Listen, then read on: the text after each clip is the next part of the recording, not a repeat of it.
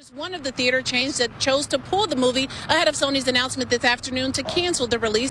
Now, both vehicles have been hauled away here on Star Road, but behind me, crews are continuing. When it comes to the talent pool here, New Orleans casting directors say they don't have to look far. What does the state fair, this turkey leg, and the Hinds County Jail have in common? That story coming up. Taking out power lines, trees, and destroying multiple homes, emergency workers and crews are out assessing damages. But keep in mind, those are fictional characters. But in jails and prisons across the state, there have been reports of inmates having unlimited access to the outside world. There was a short foot chase from Ford Avenue over here to Linda Avenue. And right now I have Chief Lee Vance of the Jackson Police Department here with me. And Chief, what can you tell me about the arrest? Well, this comes after Judge Bill Weisenberger was accused of assaulting a mentally disabled black man and yelling a racial slur at him last year at the Canton Flea Market. One person has died after a head-on collision involving a Honda SUV and a school bus.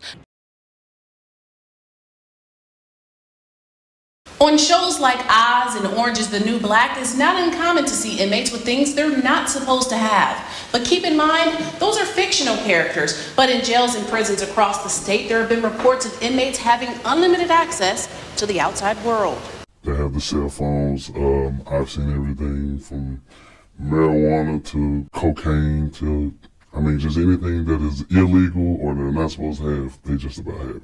This former corrections officer knows firsthand the contraband that is making its way into some jail cells and prisons in Mississippi. He worked in the system for nearly 3 years at the local and state level. Out of fear for his safety, he asked that his identity be kept secret because of who he claims is running the show inside those walls. He says the inmates have the power. That's who's running the facilities, the gang members. We found several pages of various inmates at the Hinds County Detention Center in Raymond. Pages include pictures, posts, and even videos.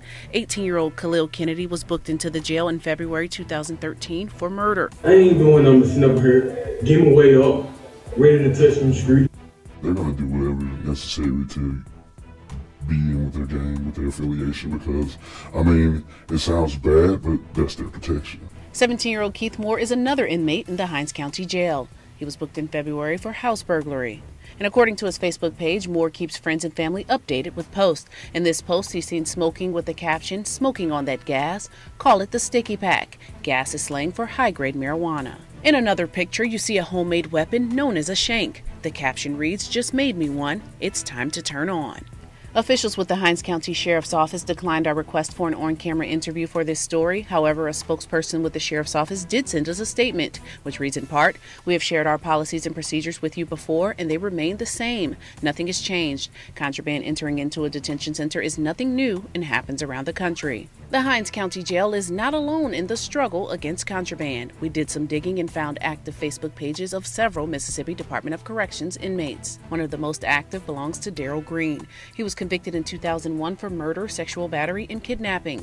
When we looked, Green had posted selfies and engaged in conversation with family and friends. There's nothing that they can't have access to in a jail or prison.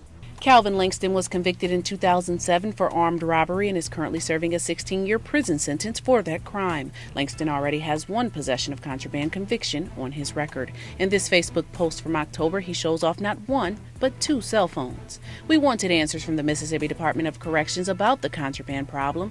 Their response reads in part, "Inmates are not allowed to have cell phones or access to the internet. We also placed both offenders in a cell phone management unit and issued them rule violation reports." After we contacted the Department of Corrections, both inmates' pages could no longer be found. Whatever they want, they're going to try to get it. Do you know where Myra is or what happened to her? No, I don't.